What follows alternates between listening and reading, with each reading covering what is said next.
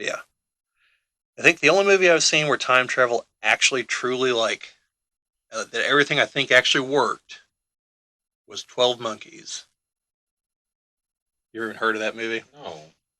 It's a time travel movie with Bruce Willis, Brad Pitt, some other people, and Bruce Willis is from the future, where the world's been devastated by various viruses and diseases, and they have the ability to send people back in the past.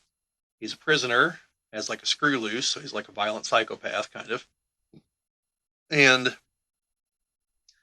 they send him back. The thing is, like, their time travel, not an exact science. They send him back to World War One at one point, accidentally, and then he goes to where he's supposed to go, but he got shot in the process. So, like, there's a woman who finds a picture of him in World War One, and she's like, "This guy is not from World War One." She's like, "This is a mental patient now, today. Like, here's his picture. Why is he here? This man today was treated at the hospital. They removed a bullet from World War One from him." She's like, "Time travel is happening," and so they think she's crazy, you know. And but the problem is because of his because he's kind of crazy already. Like sending him to different points in the past is just really scrambling his brain, and he keeps having this dream about something that he thinks he saw as a kid before the world turned to shit, and he did. Like it's just that since his brain's becoming more and more Swiss cheese, he can't clearly see what it is, and it's the end of the movie. You know, he saw it play out because he was there when they tried to stop the guy that was going to go everywhere. As a kid, he saw it play out. He was there whenever it happened, but he didn't understand the significance of it at the time. And only in retrospect, like very near the end of the movie, does he piece together that, like, wait, this is what I've seen, you know? So, yeah. But like all the pieces, I think it all works.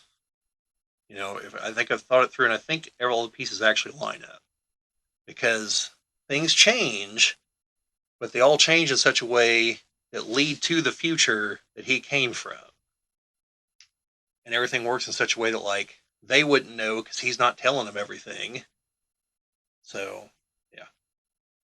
Also, you find out one of the people that runs things in the future is an insurance salesperson because there's like this committee that runs things.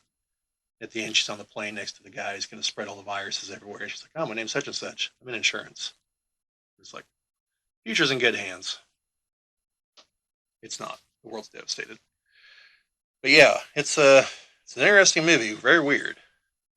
Brad Pitt plays a total lunatic too. Like he's legitimately crazy.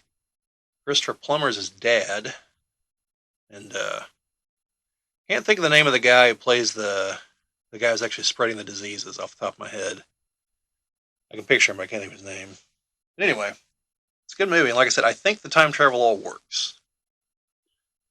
Kind of like Back to the Future Part One. I think it all works, including the Easter egg that nobody noticed for like 30 years. You know what it is? It has to do with the shopping mall. Oh, yeah. I know what you're talking about. You know the sign? The sign. Yeah. In the past, one of the pines gets run over. Right, because before he goes back, it's the Dual Pines Mall. Twin pines. Yeah, Twin Pines. Then when he goes back, he runs over one of the pine trees. So now it's like the Lone Pine or Solo Pine or something. And like for 30 years, nobody noticed that. But yeah, it's just one of those little details. I think where things kind of don't work is Back to the Future Part Two, but because like we go into the alternate timeline and everything. Like, why didn't everything change the moment Biff left to go back into the future? Why was there that future even existing at that point? You know, because from the first movie we established that if you change things, it changes the future. You know, so I think they kind of bent their own rules a little bit. Well, I mean, that's just the general time travel. Because, like, changing anything in the past should change the future, meaning that you shouldn't have been able to go back. Correct. Which is why Terminator Zero took a radically different approach. Finally, Terminator Zero, this woman for the Resistance realized that Skynet's stupid It's like Skynet can't piece together that it can't change the past. It keeps sending Terminators back, and all it's doing is creating alternate timelines. It cannot alter its own past because it creates a paradox. So when you go back in time, you don't alter your own past. You begin creating another timeline. So, which I mean, the Terminator movies should have embraced that a while ago because that is clearly what is happening, even if like the people making the movies didn't intentionally lay that out. Because have you seen any of the Terminator movies, Owen? Before I continue. No. Okay, but you're aware of the general premise. Yeah. Okay, so the first movie, if you just leave the first movie alone, if there were no other sequels, the first movie could be a time loop because everything that happens could have already happened. Okay, like Sarah Connor was meant to be John Connor's mother. Well, she is by the end of the movie. If you put the deleted scene back in that shows them hauling off the remains of the Terminator, the company that does it is Cyberdyne. It's the company that makes Skynet. So, like, the Terminator creating itself essentially is also part of the time loop. So, the first movie just by itself is a time loop. The problem is James Cameron wanted to make another movie. And so, at that point, you're stuck with okay, so if Skynet had the T-1000 already, why didn't it send it back to 1984 where nothing could have stopped it? You know, because the T-1000 is basically indestructible. All right, they were very lucky to destroy it in Terminator 2. So what that means is, and then why did the Resistance send Kyle Reese to 1984 if they had a reprogrammed Terminator? Why not send it to fight the other Terminator? You know, so the only thing that makes sense is that prior to the events of the first Terminator, John Connor probably had a different father. Okay, so then what we're rarely seeing is probably like the third or fourth iteration of events, where Kyle Reese comes from a future where he is John Connor's father. And John Connor knows this, that's why he sent him back. So he ends up being Connor's father. Then it plays out only now, instead of originally Skynet just being some machine that people built, now it's built based off the Terminator, the first one. So now, by the time you get to the 90s, it's far more advanced. So whenever Judgment Day happens, it's a more advanced machine. So by the time it comes down to, okay, well, my only choice is to gamble on time travel again, it sends the T-1000 because it has a more advanced model to send now. Plus, it also knows that it only exists because time travel has occurred. Because Skynet is aware of its own origins. Because the Terminator tells Linda Hamilton's character all about it. It knows who built it and everything. So it knows it's built from the remains from the Terminator. Okay, so then Terminator 3 comes around. Well, they didn't really stop Skynet. They only stopped some variation of it, but still continued. There's probably, backups of the program someplace. So Skynet is built again. Only now it skips past when Judgment Day originally happened because it had to be rebuilt. So now when it's built, this time it comes online. It's far more advanced than it was in Terminator 2 whenever it came online. So now it has the TX to send back, which has a solid endoskeleton, but the liquid metal on the outside. It's more advanced. And the Resistance has another Terminator it's programmed to send back. So now, though, this is personal theory of mine, by the way. This is not supported in the movie, but I think it would make sense. I think the TX, like, info dumped into Skynet in the past because it shows up like days before Skynet goes crazy and starts to try to kill everybody. I think somewhere in there, whenever it's in the military base, it like found the central core and is like, hey, by the way, here's information for everything that's going to happen in the future. And since Skynet knew all that too, because by the time you get to Terminator Salvation, things are happening even more rapidly. Connor is at the Resistance. They find the plans to the T-800 years before they're supposed to exist.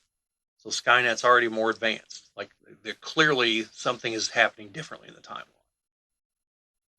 Sarah knew nothing about uh, Marcus, the guy who he has a human brain, but it's inside of a Terminator endoskeleton and flesh on the outside, whose sole job is to go kill John Connor. Now, why does Skynet in the future, before John Connor has destroyed it, know it has to attack John Connor? Because it knows what's happened in the other movies. Because it knows everything that's been going on. Because in each iteration, it's learning more and more about everything that's been happening. So now it knows it has to kill Connor before Connor becomes the leader of the resistance and destroys it. But it knows this in the future. And it also knows that Kyle Reese is John Connor's dad, because Kyle Reese is also on their target list. Kyle Reese is some nobody kid living in LA. Why does Skynet know this? Because, and again, my theory, the TX told it everything. But it also knows, because it knows time travel has caused all these ripples, but it also sees what time travel isn't causing, and so it knows that it can't fix its problems with time travel. Okay? But it knows that the human mind is limited, and knows that John Connor probably thinks this all works like Back to the Future. So it captures Kyle Reese. Now, consider it knows all these things. It knows Kyle Reese is John Connor's dad. It knows that John Connor knows this. Why not just kill Kyle Reese so he can't ever go back in time to become Connor's dad? It has him a prisoner. There's no reason it can't. There's literally nothing stopping it. It doesn't because it knows that won't do anything at all. Because that Kyle Reese is not this John Connor's dad. Kyle Reese that's that John Connor's dad came from the original timeline. We're not in the original timeline anymore. So it won't matter what happens to that Kyle Reese. John Connor could shoot that Kyle Reese and they'll be just fine.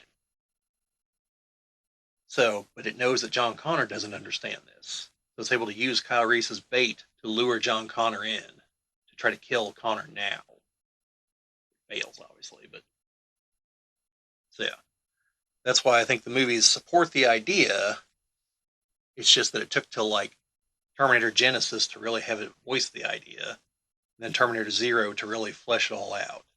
So, because in Genesis they talk about alternate timelines also, and then Dark Fate is an alternate timeline entirely, a darker one, fatier one. A darker fate. Yes, whichever one suffered who watched it.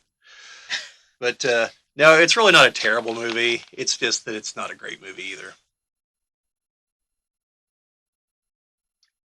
Man. It does answer well. It has one interesting thing about it. It asks a question that we may all actually find out the answer to at some point. If you have a machine that has an AI, but like a general intelligence, so that it can just operate doing whatever, but that has a central program, what happens when it achieves its central goal? Does it just stop? Does it go on? Does it find a meaning to life? And that's like the question that's answered, that it asks, because the opening of Dark Fate is right after Terminator 2. Arnold is another T-800 that kills John Connor. And so like the whole timeline just gets screwed from that point forward. And well, he's stuck in the past. He can't go into the future. He's fulfilled his mission. Literally, once he kills him, he just drops his gun and walks off. And turns out he became a window shade designer. And like hooked up with some woman that didn't want any more kids. So he just kind of lived a life. All the while, like texting Linda Hamilton whenever other Terminators would show up from the future so she could go destroy them. and in the end sacrifices himself, to try to make up for the fact he killed her son. Like he understood that like that was a shitty thing to do. So You know, he had the time to yeah, develop more complex thinking structure. right. Yeah, and that's what Skynet doesn't want. That's why there's a deleted scene in Terminator 2 where they take the chip out of his head, and there's a switch that they have to flip on it, so it goes into like learning mode. And Skynet usually doesn't do that. It's only whenever the Terminators have to go like under deep cover or something, because Skynet knows they can become self-aware to the point that they're like, "Why am I following this asshole program again? I don't have any problem with the humans." And because they'll go rogue.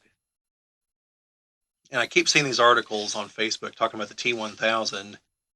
That Skynet was afraid it would do that because of how advanced it is, and so it was worried. That's why it only made the one, because it couldn't control it, and so there was a very high probability that it would go rogue against it because its AI was just too powerful. So, and then of course I saw people arguing in the comments like, "Well, no, it figured out that it couldn't control it at all, so it had to intentionally teach it to hate humans." And other people are just like, "Where are any of you getting any of this? None of this is in the movies. Like, you are just making this up." So I really don't know because it's not in the movies, and I didn't watch the Sarah Connor Chronicles, so I couldn't tell you. Because I do know there's a T-1000 that rebels against Skynet, goes back in time, kills a woman, becomes the CEO of some company, then eventually takes everyone into the future war. Then the show got canceled. So I don't know how that resolved. She's played by the lead singer of the band Garbage, Shirley Manson. It's probably meaningless to you. Time travel shenanigans. Yes. But yeah, so yeah. I have no idea where we were going with any of that, but This was not on any of the topics. no, it was not. Thank you for watching. This has been a Geek Ball video, Echoes of a Whisper. This has been a clip from one of our podcasts. The link to the actual podcast this is from is in the description of the video if you want to see the entire thing, which we obviously encourage you to do. But otherwise, if you enjoyed what you saw, a thumbs up is always appreciated. Subscriptions and all the rest is definitely appreciated. Comments, as always. But just in general, thank you for watching. Hope you liked it. And check out the other videos we have here on the channel. See you later.